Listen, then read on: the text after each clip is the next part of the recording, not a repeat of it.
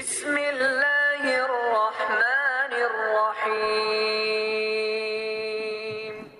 یہ ایک غریب اور محنت کش کی کہانی ہے جو اپنے گدھے پر مشقیں لاد کر لوگوں کے گھروں تک پانی پہنچاتا اور ان سے اپنی محنت اور اس مشقت کا معاوضہ وصول کرتا۔ سب اسے ماشکی کہتے تھے، جو اس کام سے اپنا اور اپنے کنبے کا پیٹ بمشکل ہی بھر پاتا، لیکن کوئی دوسرا ذریعہ معاش اس کی سمجھ میں نہیں آتا تھا، اس لیے برسوں سے یہی کام کیا جا رہا تھا۔ ایک طرف یہ ماشکی صبح سے دن ڈھلنے تک یہ کام کرتے ہوئے تھک جاتا تو دوسری طرف اس کا گدھا بھی پانی سے بھری ہوئی مشکوں کا بوجھ ڈھوتے ڈھوتے نڈھال ہو جاتا۔ شہر کے کنویں کے علاوہ کچھ فاصلے پر جنگل کے قریب ایک میٹھے پانی کا چشمہ تھا، جہاں دن میں کئی چکر لگانے پڑتے تھے۔ اب اس گدھے کی حالت ابتر ہو گئی، اکثر اسے کھانے کو پیٹ بھر کر کچھ نہ ملتا اور بہت زیادہ کام کرنا پڑتا۔ اس کی پیٹھ پر زخم پڑ جاتے یا کبھی کوئی چوٹ لگ جاتی تو ماشکی دوا دارو مرہم پٹی پر توجہ نہ دیتا اور گدھا تکلیف برداشت کرنے پر مجبور تھا۔ وہ بے زبان ان حالات سے تنگ آ کر ہر وقت اپنی موت کی آرزو کرنے لگا۔ ایک دن اس گدھے کو شاہی استبل کے داروغہ نے دیکھا تو اس کی حالت پر بڑا رحم آیا۔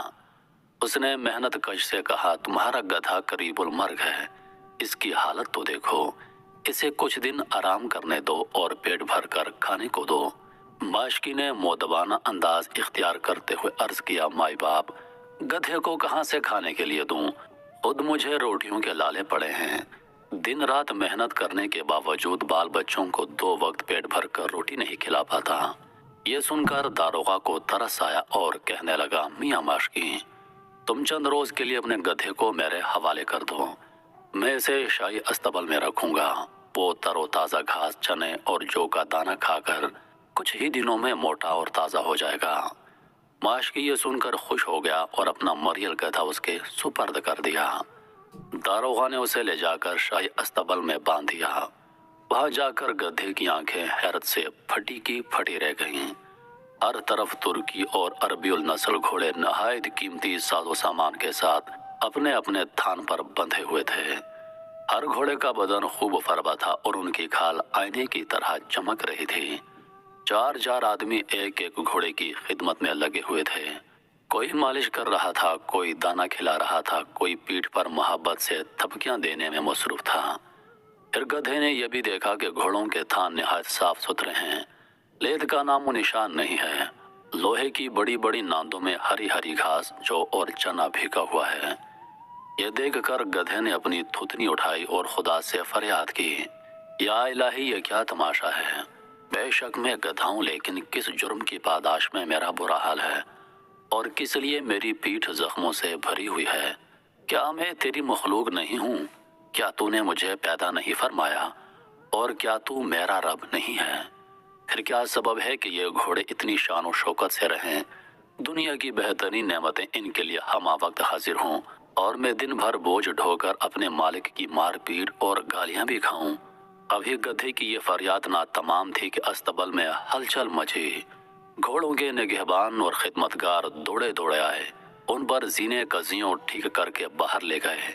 اتنے میں طبل جنگ بجنے لگا۔ معلوم ہوا گاؤں میں ایک بڑے گروہ سے جھڑپ چھڑ گئی ہے اور ان سے نمٹنے کے لیے فوجی گھوڑوں پر سوار ہو کر گئے ہیں۔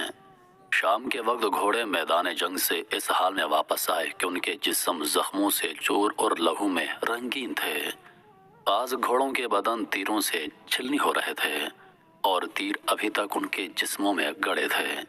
اپنے تھان پر واپس آتے ہی تمام گھوڑے لمبے لمبے لیٹ گئے اور ان کے پیر مضبوط رسوں سے باندھ کر نال بند قطاروں میں کھڑے ہو گئے۔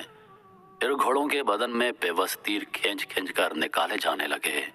جو ہی کوئی تیر باہر آتا، گھوڑے کے بدن سے خون کا فوارہ بلند ہوتا۔ جب گدھے نے یہ تماشا دیکھا تو مارے ہیبت کی روح کھنچ کر حلق میں آ گئی، بدن کا ایک ایک رونگٹا کانپنے لگا۔ خدا سے عرض کی کہ مجھے معاف کر دے، میں نے اپنی جہالت اور بے خبری سے تیرے حضور میں گستاخی کی۔ میں اپنے اسی حال میں خوش اور مطمئن ہوں۔ میں ایسی شان و شوکت اور ایسے کروفر سے باز آیا جس میں بدن زخموں سے چور چور ہو اور خون پانی کی طرح بہے۔ سچ ہے، کہ میں ان سے بہتر ہوں، مار کھاتا ہوں، تیر تو جسم میں پیوست نہیں ہوتے، ڈنڈے پڑنے سے میری ہڈیاں درد تو کرتی ہیں لیکن بھاگتے ہوئے ایسے نہیں گرتا کہ ہڈی چور چور ہو جائے، اکثر میری کھال کٹ پھٹ جاتی ہے لیکن ایسا تو نہیں ہوتا جو ان گھوڑوں کے ساتھ ہوا ہے۔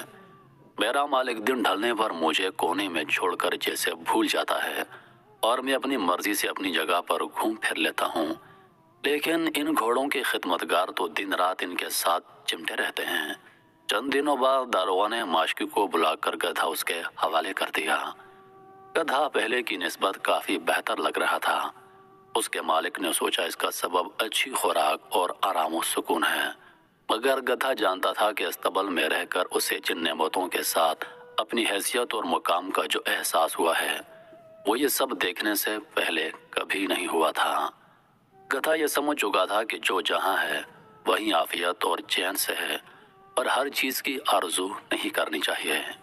میرے محترم عزیز دوستو، کہانی کا حاصل سبق یہ ہے کہ ہم ہمیشہ اپنے حالات پر ماتم کرتے ہیں۔ ہم دوسروں کو دیکھ کر کہتے ہیں کہ وہ کتنی شاندار زندگی جی رہا ہے، سب سہولتیں اس کے پاس ہیں، میرے پاس کیا ہے؟ میں کتنی مشکل زندگی گزار رہا ہوں اور میرا پڑوسی کتنی شان سے زندگی بسر کر رہا ہے۔ لیکن اگر حقیقت معلوم ہو جائے کہ جس کو ہم اپنے سے بہتر سمجھتے ہیں اس کی زندگی میں کتنی مشکلات اور کتنی پریشانیاں ہیں، اس کی زندگی کتنی کٹھن ہے، وہ اپنی زندگی میں کن کن پریشانیوں کا سامنا کرتا ہے، تو شاید ہمیں اپنے حالات پر رحم آئے۔ اس لیے اپنا موازنہ دوسروں سے ہرگز نہ کریں۔ اللہ پاک نے آپ کو جو عطا کیا ہے، جس حال میں آپ رہ رہے ہیں، آپ بہترین ہیں، اسی حال میں خوش رہنا سیکھے۔ زیادہ کی تمنا انسان کو موجود نعمتوں سے بیزار کر دیتی ہے۔